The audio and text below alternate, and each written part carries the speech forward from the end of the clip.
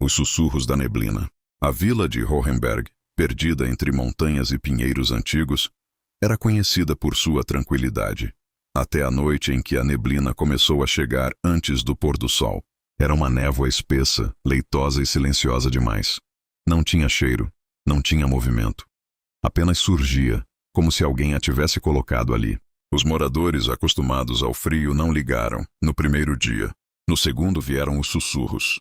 Eram tão baixos que pareciam delírio, respirando junto com o vento. Mas a neblina não se movia. Não tinha vento. Não havia nada ali que pudesse produzir aquele som.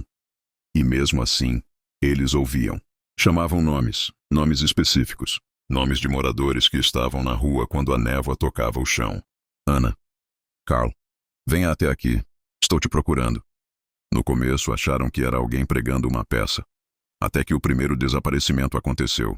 Karl Müller, 54 anos, dono do pequeno armazém, disse em voz baixa: "Quem está aí?" E sumiu. Não houve grito, nem luta. Ele estava a 5 passos da porta do armazém. Uma testemunha garantiu que no exato instante em que Karl respondeu, a névoa pareceu engoli-lo. Os policiais encontraram apenas o seu chapéu, úmido, no chão. Depois disso, a regra se espalhou pela vila. Nunca responda aos sussurros da neblina. É aqui que entra Mara Stein, uma investigadora enviada pela Polícia Estadual. Relatórios estranhos estavam chegando, e o sumiço de Karl era apenas um entre outros 4 casos nas últimas semanas. Mara era cética. Não acreditava em lendas, muito menos em neblinas vivas. Mas quando entrou em Hohenberg, percebeu algo que a deixou desconfortável. A neblina parecia estar esperando por ela. Ela tentava ignorar, mas havia algo errado. A névoa se acumulava apenas ao redor da vila. Em volta, as montanhas estavam limpas. Era quase como se a neblina fosse uma fronteira, e a vila estivesse presa dentro dela. A hospedaria estava vazia. O dono entregou a chave e disse apenas: "Se ouvir a neblina chamar, não responda, mesmo que ela imite alguém que você ama." Mara deu um sorriso educado e subiu para o quarto, achando que era superstição local. Às 2h17, ela acordou com um som suave, quase carinhoso, vindo da janela aberta. "Mara." Ela congelou. A voz era a de seu pai. Seu pai, morto há 3 anos. "Mara, por que você não vem? Eu estou com saudade." Ela não respondeu. Não se moveu. A voz continuou, repetindo palavras que só ele dizia quando ela era criança. Lembranças íntimas, impossíveis de alguém saber. A neblina parecia saber tudo, e tentava atraí-la para fora.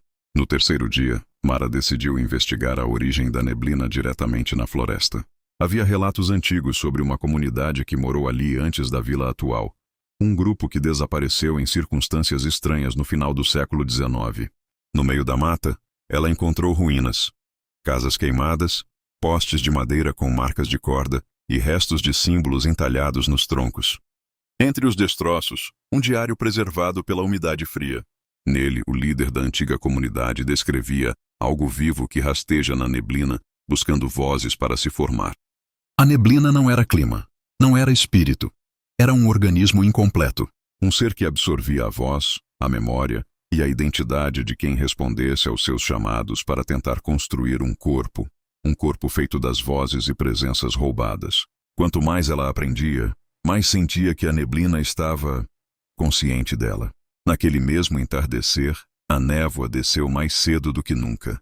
Engoliu ruas, casas, janelas. O mundo desapareceu em branco. E então começou o ataque. Batidas nas portas, passos do lado de fora, vozes, dezenas delas, chamando Mara ao mesmo tempo. "Mara, estamos aqui.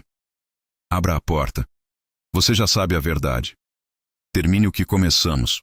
A neblina queria ela. Mara tentou fugir pela parte de trás da hospedaria, mas o corredor estava tomado. As vozes não vinham mais só pela janela. Vinham de dentro da névoa, como se fossem vários rostos tentando se formar ao mesmo tempo. Caminhou às cegas, com a lanterna tremendo na mão. A névoa se contorcia ao redor dela, como se tivesse peso próprio. E então ouviu a voz de Karl, clara, perfeita. "Me ajuda, eu ainda estou aqui." Ela virou. A neblina parecia ter um olho feito de sombras e rostos incompletos. Movia-se em direção a ela, arrastando murmúrios de centenas de pessoas. Mara correu. Chegou até a estrada principal. Viu o poste de luz ao longe. Correu mais. Os sussurros ficaram mais altos, mais desesperados. Não me deixe aqui! Volte! Mara! Mas ela não respondeu. Quando atravessou os limites da vila, a neblina parou. Como se tivesse batido em uma parede invisível. Ela olhou para trás uma última vez e viu algo que jamais esqueceria. A névoa estava recuando, como se estivesse voltando para dentro da mata. Mas, por um instante, ela jurou ver dezenas de silhuetas humanas se dissolvendo lentamente. Pessoas que nunca mais seriam encontradas. Hohenberg foi evacuada. Mara escreveu seu relatório, mas não mencionou nada sobrenatural. Ninguém acreditaria. Mas à noite, quando tudo está silencioso, ela ainda escuta, bem longe, na curva da estrada que leva às montanhas. Um suave e familiar sussurro carregado pelo ar frio. Mara. O corredor 19. Dizem que hospitais são lugares onde vidas recomeçam, mas também são lugares onde vidas terminam. E às vezes, aquilo que termina não vai embora. Quando Letícia conseguiu o emprego de técnica de enfermagem no Hospital São Jerônimo, achou que seria uma chance de recomeço. O prédio era antigo, com paredes tingidas de um branco amarelado e janelas que rangiam com o vento. Mas pagava bem, e ela precisava desesperadamente daquele trabalho. Na segunda semana de plantão noturno, ela reparou que havia um setor que nunca era usado. O corredor 19. Ficava no fundo do terceiro andar. Luzes piscavam sem parar, mesmo com a manutenção feita recentemente. As portas dos quartos estavam todas trancadas, e ninguém, absolutamente ninguém, passava por ali. Numa madrugada particularmente silenciosa, quando apenas o bip dos monitores mantinha o hospital acordado, Letícia percebeu algo estranho. Enquanto preenchia prontuários no balcão, ouviu o som de uma maca sendo arrastada em algum ponto distante. Shhh! O som parecia vir do terceiro andar. Ela congelou. Deve ser alguém da limpeza, murmurou, tentando se tranquilizar. Mas ninguém da limpeza trabalhava naquele horário. O arrastar recomeçou, acompanhado de passos lentos arrastados, irregulares. Letícia engoliu seco. Contra todos os instintos, decidiu seguir o som. Subiu as escadas, cada degrau ecoando como um aviso. Ao chegar no terceiro andar, o corredor estava deserto. Mas o ar estava gelado. Era como entrar em um freezer. As luzes piscavam freneticamente, e foi então que ela viu. O corredor 19, antes sempre fechado, estava com a porta aberta. Uma corrente quebrada pendia do cadeado. Letícia sentiu um arrepio percorrer sua espinha. Eu volto e aviso a supervisora, pensou. Mas antes que pudesse se virar, ouviu novamente. Shhh, shhh. Era o som de algo sendo arrastado, mas agora mais próximo, muito mais próximo. O coração dela acelerou. Com passos cautelosos, aproximou-se da entrada do corredor. E ali, sob a luz piscante, viu uma maca antiga, de metal enferrujado, sendo empurrada lentamente por alguém que ela não conseguia reconhecer. A figura usava um avental hospitalar sujo e rasgado, completamente ensopado de sangue já escurecido. O rosto não era exatamente um rosto. A pele parecia colada de maneira errada, como se tivesse sido arrancada e recolocada. Os olhos eram 2 buracos negros, profundos. E mesmo sem boca, Letícia ouviu claramente a voz. Onde está meu leito? Onde vocês me deixaram? A maca parou. A figura levantou a cabeça e a encarou. Letícia correu. Correu como nunca na vida.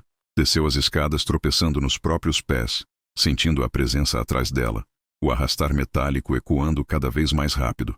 Shhh! Shhh! Quando chegou ao térreo, encontrou o vigia dormindo na cadeira. Wagner! Ela sacudiu o homem. Tem alguém no corredor 19? Tem uma coisa lá. O vigia abriu os olhos devagar, como se já soubesse. Você viu então? Murmurou cansado. Já era de esperar. O quê? Do que você está falando? Ele suspirou fundo. 20 anos atrás, aquele corredor foi interditado. Um paciente chamado Arthur Moura foi esquecido ali durante uma mudança de setor. Trancaram tudo e só perceberam dias depois. Quando abriram, ele engoliu seco. A maca estava virada. Sangue por todo lado. Dizem que ele tentou sair. Tentou arrastar a maca. Tentou se rastejar até o corredor principal. Morreram vários funcionários que o encontraram tentando escapar. Desde então, o corredor fica fechado. Letícia tremia. Mas por que ele apareceu hoje? Wagner encarou o chão.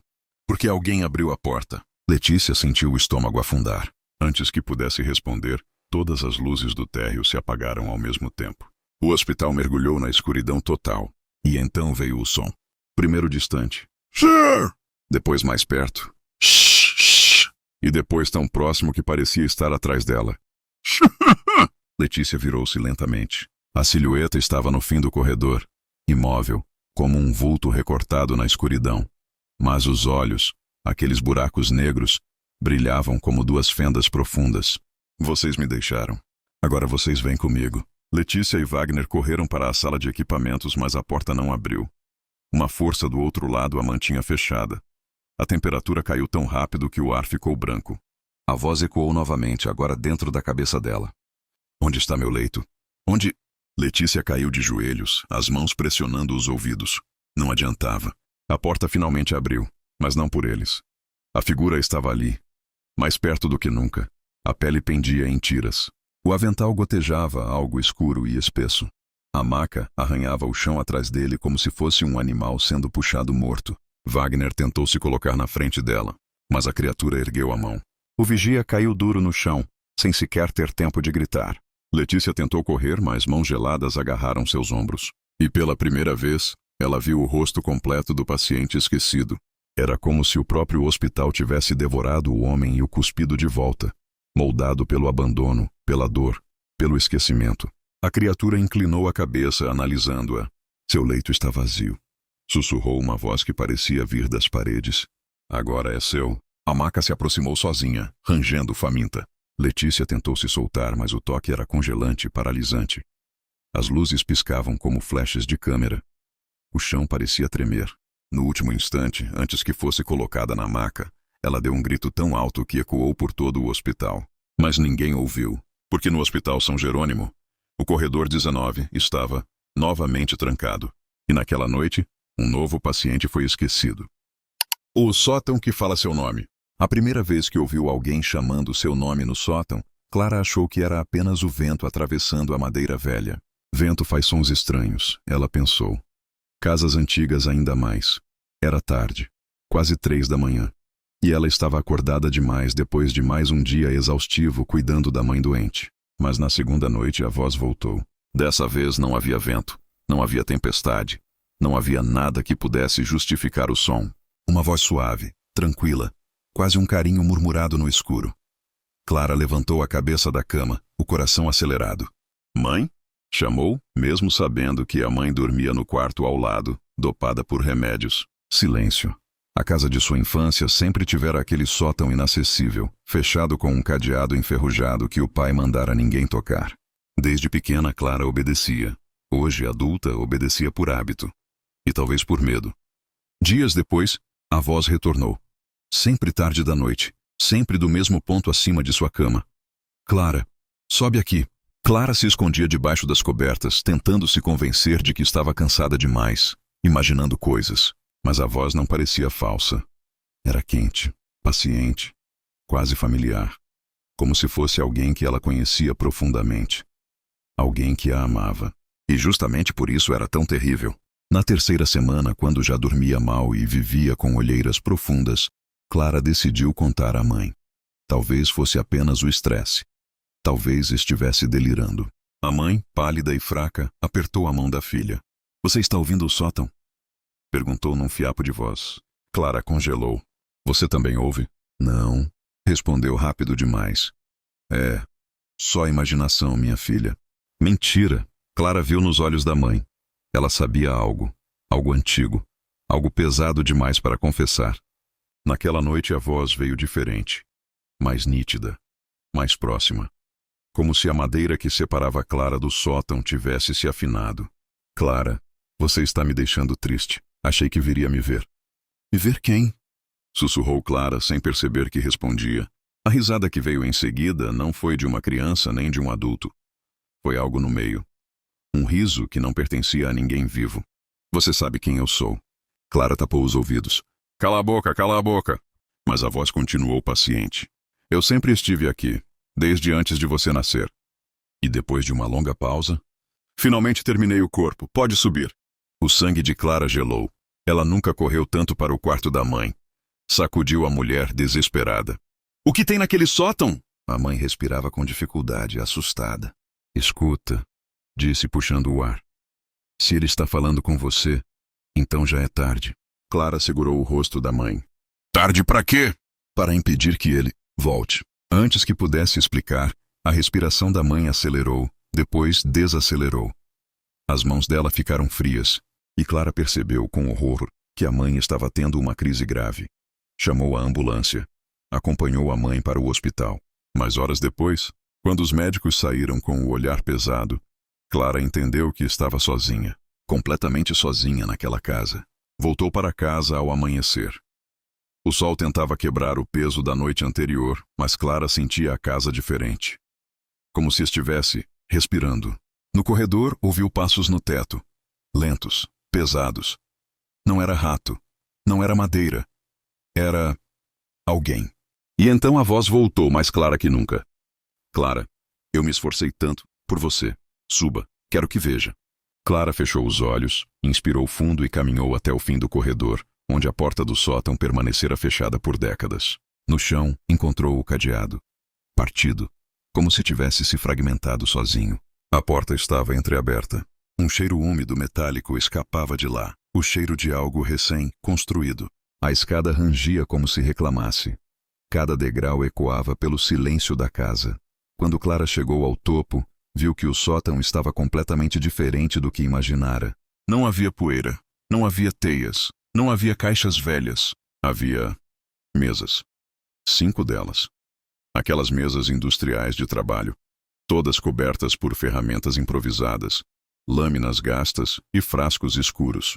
E no centro, iluminado por um facho de luz que não tinha nenhuma fonte aparente, estava o corpo. Clara levou a mão à boca. Era humano, ou quase. Costurado com partes diferentes. Peles de tonalidades levemente distintas unidas por linhas irregulares. As mãos eram longas demais, os dedos finos e tortos como raízes. O tronco era perfeito, simétrico. Mas o rosto era uma réplica exata do dela. Mesmos olhos, mesma boca, mesma curva do queixo. Clara cambaleou, sentindo náusea. O que é isso? A voz sussurrou no seu ouvido, mas não havia ninguém atrás dela. Meu presente para você. Para mim? Você me abandonou tantos anos. Eu fiquei sozinho aqui em cima. Precisava de companhia. Precisava de alguém como você. Clara tremia. Você? Quem é você? A luz no sótão oscilou. As sombras pareceram descer pelas paredes como tinta. A voz respondeu com doçura. Sou seu irmão. O coração de Clara quase parou. Eu nunca tive irmão. Teve sim, mas eu nasci errado. Seu pai tentou dar um fim nisso. Me trancou aqui. Me deixou apenas com uma voz. Com fome, com dor. E ele nunca contou nada à sua mãe. Só ela me ouvia. Só ela tentava falar comigo. Mas ela tinha medo demais. Clara sacudiu a cabeça. Isso é mentira. Isso não é real. Eu te chamei por anos. Quando você era pequena, você quase subiu. Mas seu pai te impediu. Agora ele não está mais aqui. E eu terminei. Finalmente tenho um corpo para ficar com você. O corpo no centro da sala se mexeu. Primeiro um dedo, depois a mão, depois o pescoço estalou como madeira quebrando. Os olhos, que eram exatamente como os de Clara, se abriram. Clara recuou, tropeçando em uma caixa. Não, não chega perto de mim. Mas Clara, a voz murmurou. Eu fiz tudo isso por você. O corpo levantou-se, ainda desequilibrado, como um bebê aprendendo a andar. Os pés arrastavam pelo chão, produzindo um som de couro rasgando. A criatura abriu os braços, convidando-a. Somos iguais agora. Enfim, podemos ficar juntos. Clara correu. Desceu as escadas tão rápido que quase caiu. A porta do sótão bateu atrás dela com um estrondo que sacudiu a casa inteira. Ela se trancou no quarto. Chorou. Repetiu para si mesma que aquilo não era possível. Mas então ouviu passos no corredor. Lentos, pesados, arrastados. E do outro lado da porta, a voz, agora saindo da boca da criatura, chamou baixinho. Clara, abre. Eu não quero machucar você. Só quero que me ame. Como eu amo você. As batidas na porta começaram suaves. Depois foram ficando mais fortes. A madeira começou a rachar. Clara correu para a janela. Era alta demais. Dava para o jardim cheio de pedras. Se pulasse, não sabia se sobreviveria. Mas se ficasse, a criatura entraria. As batidas pararam. Silêncio. Depois um sussurro colado à porta. Se você fugir, eu faço outro corpo, e outro, até que você me aceite. Clara sentiu o mundo girar. Então, pela primeira vez, percebeu algo arranhando por dentro do chão. Uma vibração profunda, como se a casa inteira estivesse cheia de vida e de irmãos. Eu não estava sozinho aqui em cima, Clara, disse a voz, agora múltipla, mais grossa, mais grave, como várias vozes falando ao mesmo tempo. Se você não subir, nós descemos. A maçaneta começou a girar sozinha. Clara fechou os olhos. E a casa inteira chamou seu nome. O hospital da ala fechada. 20 anos haviam se passado desde que a ala C do Hospital São Arcanjo fora lacrada. Uma interdição silenciosa, sem explicações oficiais. Apenas rumores. Um surto, um vazamento químico, um médico que enlouqueceu. Cada funcionário tinha sua própria versão. Mas havia uma coisa em comum em todas. Ninguém entrava lá. As portas haviam sido trancadas com correntes grossas e cadeados industriais, e um aviso desbotado pendia torto. Proibida a entrada, área comprometida. No entanto, algo estranho acontecia desde então. Todos os anos, exatamente no mesmo mês, outubro, as luzes da ala C começavam a acender e apagar sozinhas. Primeiro, uma lâmpada piscava. Depois, um corredor inteiro. Em seguida, todas as janelas ficavam iluminadas, mesmo sem energia ligada àquela parte do prédio. As câmeras captavam vultos, sombras, manchas brancas atravessando paredes. Mas ninguém tinha coragem de investigar. Ninguém, exceto Jonas, um enfermeiro de plantão noturno, recém-contratado. Ele ouvira as histórias, mas não se impressionara. Vira coisas bem piores trabalhando em pronto-socorro. Gente esfaqueada, vítimas de acidente, idosos agonizando. O sobrenatural não o assustava. Pelo menos era o que dizia. Naquela madrugada, porém, algo mudou. Do posto de enfermagem, ele viu pelo vidro a luz da ala C se acender inteira de uma vez. Todas as janelas, do térreo ao terceiro andar. Uma iluminação branca, intensa, contínua. Lá vamos nós de novo, murmurou Carmen, a técnica mais antiga. Só pode ser curto. Não vai lá, novato. Não vale a pena. Mas ninguém nunca chamou manutenção? Jonas perguntou. Chamaram. Eles vieram 2 vezes. Disseram que os fios estavam cortados, sem energia nenhuma. E ainda assim, ela apontou para as janelas. Isso aí. Jonas sentiu aquele incômodo familiar, o desejo de saber, uma mistura de curiosidade e adrenalina. Vou dar uma olhada, disse ele. Não vai. Carmen levantou. Jonas, eu trabalho aqui há 25 anos. Sempre que alguém se mete à toa naquela ala, fica mal depois. Ou pede demissão, ou enlouquece. Não brinca com isso. Mas Jonas já havia decidido. A porta da ala C parecia ainda mais pesada do que ele imaginava. As correntes estavam frias, quase úmidas. Um cadeado havia sido retirado, ou quebrado. Ele engoliu seco. Alguém já tinha entrado ali naquela noite. A luz acesa por trás da porta projetava sombras irregulares no chão. Jonas respirou fundo e empurrou as portas. O cheiro o atingiu primeiro, formol misturado com um mofo enjoativo, como se o tempo tivesse parado ali dentro. O corredor estava perfeitamente iluminado, mas a sensação era de escuridão. As paredes eram verdes, manchadas de bolor. Macas velhas bloqueavam algumas portas. Havia prontuários espalhados pelo chão, como se uma evacuação tivesse sido interrompida bruscamente. Jonas deu 3 passos e a porta se fechou atrás dele com um estrondo. Ele virou rápido. A porta estava intacta, mas as correntes haviam desaparecido. Tá de brincadeira. A luz do corredor oscilou. 1 vez, 2, 3. Depois se estabilizou, e então Jonas ouviu o som de um monitor cardíaco. Um bip fraco, depois outro e outro. Ele se virou para a direita. A luz no fim do corredor piscou. Uma sombra passou rápido demais para ser humana. Seu coração acelerou. Tem alguém aí? Sua voz ecoou. Um gemido respondeu. Longe, como se viesse de um quarto isolado. Jonas caminhou devagar, sentindo o suor gelado escorrer pela nuca. O som dos monitores ficou mais alto, mais rápido.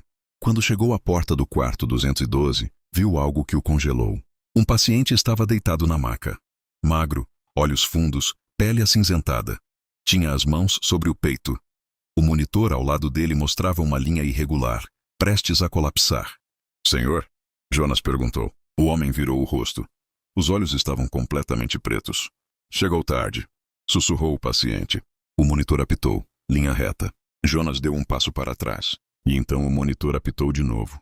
O paciente respirou. A linha voltou. Com o mesmo padrão. Exatamente igual. Um loop. Ele estava morrendo e voltando à vida no mesmo minuto. O que é isso? Jonas murmurou. O paciente falou novamente, sem mover os lábios. A gente não sai daqui. Mas você... Jonas hesitou. Você existe? O homem abriu a boca. Um grito silencioso saiu, seguido por uma escuridão que se espalhou como fumaça. Jonas correu para o corredor. Agora todas as portas estavam abertas. E em cada uma delas, um paciente estava preso no mesmo instante de sua morte. Uma mulher sufocando com sangue na garganta. Um idoso tendo um AVC. Uma jovem com as mãos no pescoço, marcas profundas de dedos. Todos repetindo o mesmo movimento, a mesma agonia, como se estivessem presos em uma película infinita. Jonas tropeçou para trás horrorizado. Foi quando ele viu alguém diferente. Um enfermeiro. Uniforme antigo, manchado de sangue seco. Você não devia estar aqui, disse ele, aproximando-se. Não é seu turno ainda. Quem é você? Jonas perguntou, recuando. O último que tentou entender. Há 20 anos. O homem sorriu, mas seus olhos estavam vazios. Agora você também faz parte disso. Jonas tentou correr, mas o corredor se estendeu, ficando mais longo, mais distorcido, como se dobrasse sobre si mesmo. As luzes explodiram uma a uma atrás dele. Ele correu até a porta principal, mas onde deveriam estar correntes e cadeados, havia apenas parede. A parede se estendia, lisa, sólida. A porta não existia mais. Deixa eu sair, ele gritou, socando a parede. Uma mão pousou em seu ombro. O enfermeiro antigo estava atrás dele. Ninguém sai da ala fechada, sussurrou. Aqui, o tempo é um círculo. Você entra e nunca mais encontra a saída. Só o mesmo minuto, a mesma morte, a mesma repetição. Jonas sentiu algo puxá-lo para trás. O ar ficou pesado, como se mãos invisíveis segurassem seus braços, pernas, garganta. Ele foi arrastado pelo corredor enquanto luzes estouravam ao redor, revelando rostos, gemidos, bocas abertas em desespero eterno. O enfermeiro antigo caminhava calmamente atrás, como se conduzisse alguém ao leito. Está na hora do seu turno, Jonas. O corpo de Jonas foi jogado dentro de um quarto vazio, cama limpa, lençóis impecáveis. O monitor ao lado começou a apitar sozinho. Ele tentou levantar, mas estava preso à maca por tiras que não existiam um segundo antes. No visor do monitor, apareceu uma frase em vermelho. Início do ciclo. A porta se fechou. O bip começou. Jonas gritou. A luz apagou. E então, acendeu novamente. Jonas abriu os olhos, arfando. Estava deitado, preso, monitor apitando fora de ritmo. Jonas não sabia mais quantas vezes havia morrido. O ciclo se repetia com precisão cirúrgica. Luzes acendendo, monitor apitando, um peso esmagando seu peito, o ar sumindo de seus pulmões. E logo em seguida, tudo reiniciava, com ele acordando deitado, preso à cama, sempre no mesmo minuto eterno. Ao final de cada ciclo, ele percebia coisas diferentes. Um reflexo surgia numa janela onde não havia janela antes. Uma voz sussurrava seu nome atrás da porta fechada. Um paciente que antes agonizava em silêncio agora murmurava palavras incompletas. Era como se o próprio hospital estivesse falando com ele. No 50º ciclo, pelo menos parecia ser, Jonas finalmente conseguiu mover um dedo antes da dor começar. Depois outra vez, mais uma. Até que, em um lampejo miraculosamente diferente, conseguiu se sentar na cama poucos segundos antes do monitor iniciar o apito que marcava sua morte. Isso nunca tinha acontecido. Percebeu? Disse uma voz ao lado. Jonas sobressaltou. O enfermeiro antigo estava de pé, observando-o com certo orgulho, como um professor paciente. Você está mudando, disse o enfermeiro. Os ciclos começam a ceder quando alguém resiste de verdade. Mas isso também significa que o hospital te escolheu. Jonas se levantou cambaleante. O que você quer de mim? O enfermeiro sorriu. Eu? Nada. Mas ele... Apontou para o teto, para as paredes, para o chão. Ele quer um sucessor. Um sucessor? Alguém para guardar a ala. Alguém vivo o bastante para entender o que aconteceu. Morto o suficiente para não ir embora. Jonas deu um passo atrás. Eu não vou ficar aqui para sempre. Todos dizem isso nas primeiras semanas, respondeu o enfermeiro. Até aceitarem, até pararem de lutar. Jonas sentiu uma pontada no peito. A dor do ciclo estava voltando. Tinha segundos até a morte reiniciar tudo. Se eu descobrir o que aconteceu aqui, falou rápido com a respiração curta. Eu posso sair? O enfermeiro pareceu pensar. A ala não gosta de perguntas, mas... talvez. Ele inclinou a cabeça.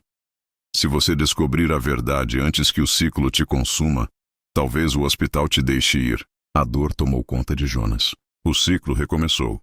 Dessa vez, Jonas acordou consciente desde o primeiro segundo. Em vez de esperar a morte, arrancou os eletrodos, puxou o tubo que surgia sempre em sua garganta e se jogou no chão antes que as correias invisíveis surgissem. Correu até a porta e a abriu com um estrondo. Os pacientes continuavam revivendo suas mortes, mas agora olhavam diretamente para ele. Isso nunca acontecera. Uma criança deitada na maca de um dos quartos segurava uma boneca quebrada. Seus olhos, fundos e escuros, acompanharam Jonas enquanto ele passava. Eles não deviam ter fechado a porta. Ela murmurou, com a voz pequena, ecoando. Não deviam ter deixado a gente aqui. O que aconteceu? Jonas perguntou, ajoelhando-se. A menina piscou lentamente. A ala morreu e levou a gente junto. Um rugido grave percorreu o corredor como metal arranhando o concreto. Ele está acordando, disse a menina, encolhendo-se. Corre. Jonas correu. Ao virar para o corredor principal, as paredes tremeram. As luzes explodiram uma a uma, como se algo gigantesco estivesse se movendo por dentro das estruturas do hospital. O enfermeiro antigo surgiu à sua frente, bloqueando seu caminho. Você está indo longe demais, disse. Não devia insistir, apenas aceita. A ala precisa de você. Me diz o que aconteceu há 20 anos, Jonas gritou. Por que vocês estão presos aqui? O enfermeiro respirou fundo. Eles trancaram as portas depois de um incêndio no laboratório do subsolo. Achavam que o fogo ia subir, que a fumaça ia se espalhar. Iam evacuar o hospital, mas antes disso, as janelas explodiram. As luzes começaram a acender, e todos os pacientes daqui morreram ao mesmo tempo. Sem fogo, sem fumaça, sem causa. Só pararam. Como se o hospital tivesse sugado o ar. Ou as almas. Nunca soubemos. E por que vocês não foram para outro lugar? Jonas perguntou. Porque o hospital não deixou. O chão vibrou. O corredor entortou. Placas de metal caíram do teto. Algo imenso se aproximava. O enfermeiro olhou para trás desesperado. Não temos tempo. Se você quer sair, tem que ir ao subsolo. A sala onde tudo começou. O laboratório? Sim. Só lá você pode quebrar o ciclo. E você? Jonas perguntou. O enfermeiro sorriu, triste. Eu já estou morto há 20 anos, Jonas. Ele se dissolveu em poeira fina, levada por um vento impossível dentro do hospital. Jonas alcançou a escada de emergência. Cada degrau rangia como ossos sendo quebrados. Algo vinha atrás dele, um arrastar pesado, úmido, como carne raspando pelo chão. Ele não olhou. Chegou ao subsolo e encontrou uma porta de metal com o símbolo de material biológico. Ela se abriu sozinha, como se estivesse esperando por ele há 2 décadas. A sala estava intacta. Frascos quebrados no chão. Papéis queimados. Um relógio de parede parado em 3:17. O minuto em que todos morreram. No centro da sala, uma máquina estranha, caída de lado, cheia de fios expostos. Não parecia hospitalar. Parecia mais experimental. O monitor da máquina acendeu. Ciclo ativo. Fonte: energia residual humana. Jonas entendeu. A máquina estava presa às almas dos mortos. E ele era a nova bateria. Então é isso, ele murmurou. Uma sombra gigantesca preencheu o corredor atrás dele. Ele sentiu sua presença antes mesmo de virar. O hospital, a entidade, a fome que mantinha aquele lugar vivo. Jonas pegou uma barra de ferro do chão. Eu vou acabar com isso, disse. A sombra rugiu. Jonas bateu com toda a força no painel principal. Faíscas explodiram. Cabos se retorceram. Um grito ensurdecedor ecoou por todo o subsolo. Não humano, não material. Algo puro e vasto, como o som do próprio tempo sendo dilacerado. Jonas golpeou de novo, e de novo, até que a máquina implodiu. Tudo ficou branco. Quando abriu os olhos, Jonas estava deitado no estacionamento do hospital. Chovia. Pessoas corriam ao seu redor. Ele respirou fundo. Estava vivo. A dor havia sumido. Não havia mais monitores, nem corredores distorcidos, nem pacientes repetindo suas mortes. O hospital atrás dele estava completamente apagado. A ala C, antes sempre iluminada, estava escura. totalmente escura. Jonas se levantou devagar, atordoado. Sentia-se livre, até que ouviu algo. Um bip, fraco, curtíssimo, seguido de outro e outro. Ele virou para a janela da ala C. Uma única luz piscou, depois outra. E, finalmente, um monitor cardíaco começou a apitar no exato ritmo que ele conhecia tão bem. Jonas sentiu o sangue gelar. No vidro escuro da janela, refletido pela luz que piscava, apareceu seu próprio rosto, pálido, preso a uma maca dentro da ala. O reflexo sussurrou. O ciclo nunca acaba, e a ala C inteira se acendeu. A casa que respirava de noite. Quando Helena assinou o contrato de aluguel, a corretora sorriu como quem se livra de um segredo pesado demais. A casa é antiga, mas charmosa, dissera ela, desviando os olhos para o corredor vazio. O preço era bom demais para recusar, e Helena, recém-separada e cansada do barulho da cidade, aceitou sem hesitar. Só depois percebeu que o silêncio de certos lugares não é paz, é aviso. A casa ficava no alto de uma ladeira de terra, cercada por árvores que pareciam se inclinar para ouvir. O ar lá dentro tinha cheiro de madeira molhada e algo mais. Algo doce, quase orgânico. Helena atribuiu ao mofo. Estava decidida a recomeçar sua vida ali, mesmo que a casa tivesse personalidade demais para o seu gosto. Na primeira madrugada, às 3h17, Helena acordou com um som profundo e úmido, como alguém enchendo os pulmões muito devagar. O som veio das paredes. Ela congelou na cama. O barulho se repetiu, grave seguido de um suspiro soltando ar por entre lábios rachados. Helena sentou, acendeu o abajur e ficou ouvindo, tentando racionalizar. Encanamento antigo, dilatação térmica, vento passando pelas frestas. Mas o vento não tem ritmo, o encanamento não suspira. Com o coração acelerado, Helena encostou a mão na parede ao lado da cama. A madeira pulsou sob seus dedos. Uma vibração lenta, cadenciada. Não era metálica, não era mecânica, era orgânica. Ela retirou a mão imediatamente. Tentou dormir de novo, mas o som continuou até o amanhecer, sempre no mesmo ciclo. Inspirar, expirar. Como se a casa estivesse dormindo ao lado dela. Helena decidiu ignorar. Mudanças recentes, mente cansada. Tudo podia ser explicação. Mas na terceira noite, quando ia apagar as luzes da sala, viu o corredor se estreitar. Não era uma ilusão. Ela viu literalmente o vão entre as paredes diminuir, como duas costelas se aproximando. As ripas rangiam como articulações antigas. A parede direita avançou alguns centímetros, depois voltou ao lugar como se estivesse se ajustando, desconfortável em sua própria estrutura. O ar ficou quente, úmido, quase como o hálito de alguém próximo demais. Helena recuou tão rápido que tropeçou no tapete. A casa inspirou longa e profundamente. Ela correu para o quarto e bateu à porta. Começou a notar outras coisas. O piso estufava em certos lugares como carne sob pressão. O cheiro doce aumentava de madrugada, lembrando um corpo febril. As portas pareciam selar atrás dela, fechando com força maior que a necessária. A casa não era velha, a casa era viva. Desesperada por respostas, Helena mergulhou nos documentos antigos deixados na gaveta da cozinha. Entre contas e registros de impostos, encontrou um envelope amarelecido, sem remetente. Dentro, apenas uma frase escrita com pressa. A casa alimenta-se do que abriga. Atrás do papel havia uma lista de nomes riscados. Alguns tinham datas, algumas datas eram recentes. Helena sentiu a nuca gelar. Havia nomes suficientes para parecer uma linhagem de vítimas. Quando tentou abrir o computador para pesquisar sobre a casa, descobriu que não havia internet. Mesmo que a corretora tivesse garantido que já estava instalada. O roteador estava morto, como se algo tivesse drenado sua energia. A casa respirou atrás dela, longa e profunda. Helena empurrou a cadeira para longe da parede. Às 3h17, como sempre, a respiração começou. Mas naquela noite o som mudou. Já não parecia sono, parecia fome. As paredes vibravam mais rápidas como batimentos de um coração excitado. O piso se ondulava sob os pés, como músculo reagindo ao toque. Helena tentou sair do quarto, mas a maçaneta grudou em sua mão, quente e pulsante como tecido vivo. Ela puxou, mas a porta parecia colada com pele. "Deixe-me sair!" gritou batendo.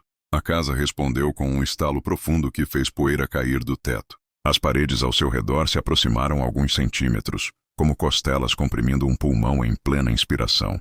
Helena recuou até o canto. A madeira atrás de si estufava e retraía, numa cadência que acompanhava sua própria respiração, como se a casa estivesse tentando sincronizá-la. O chão começou a criar fissuras, não de rachaduras secas, mas de abertura orgânica, como se a casa estivesse dilatando algo. Uma fenda rosada se abriu no piso. Um cheiro úmido e quente subiu, acompanhado de um líquido viscoso que escorria devagar. Parecia saliva. Helena engoliu o grito e correu para a janela. Tentou abri-la, mas o vidro parecia preso ao caixilho por algo fibroso, como membranas. Ela chutou, bateu, empurrou, nada. A casa inspirou fundo, tão forte que o ar dentro do quarto foi sugado de leve, fazendo os ouvidos dela estalarem. Ela sentiu que precisava fugir agora. Desesperada, Helena pegou a cadeira e arremessou contra a parede. Esperava rachaduras. Em vez disso, a parede cedeu como carne mole, absorvendo a cadeira com um som encharcado. O objeto foi puxado lentamente para dentro, desaparecendo. Helena recuou horrorizada. As tábuas vibravam, aceleradas. A casa estava acordada e estava animada. Uma porta no corredor se abriu sozinha, escancarando como uma boca faminta. Por dentro não havia quarto, apenas um túnel orgânico pulsante coberto de membranas que brilhavam com uma umidade quente. Um ar quente saiu dali, como o hálito de um animal gigante. Não, sussurrou Helena, sabendo que aquele era o caminho pelo qual os outros nomes da lista tinham passado. A casa deu um suspiro profundo. Helena sentiu o ar sendo puxado, seu corpo sendo arrastado alguns centímetros para frente. O corredor começou a se expandir e contrair, empurrando-a como ondas peristálticas. A casa estava tentando engoli-la. Helena correu para a porta principal. Ao segurar a maçaneta, sentiu algo se movendo do outro lado. Fibras contra a madeira, como músculos fechando uma boca. A porta se arqueou para dentro, criando um lábio de madeira viva que selou qualquer brecha. A casa suspirou, desta vez irritada. O piso se abriu sob seus pés, revelando uma cavidade viva, cheia de veias pulsantes. Helena saltou para o lado, escorregando em algo viscoso. O líquido era quente, pegajoso, e grudava nos seus tornozelos como dedos insistentes. O corredor começou a estreitar atrás dela, como um esôfago comprimindo a presa. Helena correu para a sala, tropeçando nos próprios pés, escorregando no chão que parecia mover-se como músculos sob pele. Chegou à janela e viu lá fora duas pessoas paradas na rua. "Socorro!" gritou, batendo no vidro. As figuras não se moveram, não piscavam, não reagiam. Quando o luar iluminou seus rostos, Helena viu. Eram manequins de pessoas. Estruturas falsas de carne dura, deixadas ali como iscas, como versões anteriores da casa, tentando simular normalidade para atrair novos moradores. A casa respirou atrás dela, um suspiro tão profundo que fez o vidro tremer. De repente, o teto começou a abrir lentamente, como pálpebras se separando. Entre as vigas, algo brilhante, úmido e nervoso se revelou. Uma massa pulsante, com veias grossas e quentes. Um cérebro enorme, atravessado por vigas que funcionavam como ossos. A casa não estava apenas viva. A casa pensava, e estava olhando para ela. Helena percebeu então o que a lista significava. Cada nome riscado era uma refeição. Cada morador alimentava o organismo, fortalecendo-o. Ela era apenas a próxima porção. Sem saída, Helena agarrou um pedaço de madeira do chão e começou a golpear a parede com todas as forças. Desta vez a casa gritou. Não foi um barulho humano. Foi o som de um animal gigante ferido ecoando por toda a estrutura. O chão tremeu, as paredes se contraíram violentamente, e o ar ficou tão quente que parecia vapor. A casa tentou abocanhá-la novamente, abrindo fendas em formato de bocas nas paredes, no chão, no teto. Tudo pulsava, tudo respirava, tudo a chamava para dentro. Helena correu para o fundo da sala, onde havia uma pequena porta de depósito. A porta estava seca, rígida. Era a única parte da casa que não parecia viva. Ela empurrou, entrou e trancou por dentro. A casa bateu contra a porta, fazendo-a tremer, mas não conseguiu atravessar. Aquela parte não estava integrada ao organismo. Talvez fosse original antes da transformação. Helena ficou ali, imóvel, ouvindo a casa gemendo. O som durou horas. Às 6 da manhã, a respiração cessou. A casa adormeceu. Quando o sol nasceu, Helena abriu a porta devagar. A casa estava imóvel, silenciosa, como a estrutura velha que ela havia conhecido no primeiro dia. Mas ela sabia, aquilo não era descanso, era digestão. Helena correu até a porta da frente e, desta vez, ela abriu com facilidade. Saiu correndo pela rua descalça, coberta de líquido viscoso, sem olhar para trás. 3 dias depois, a corretora colocou um novo anúncio.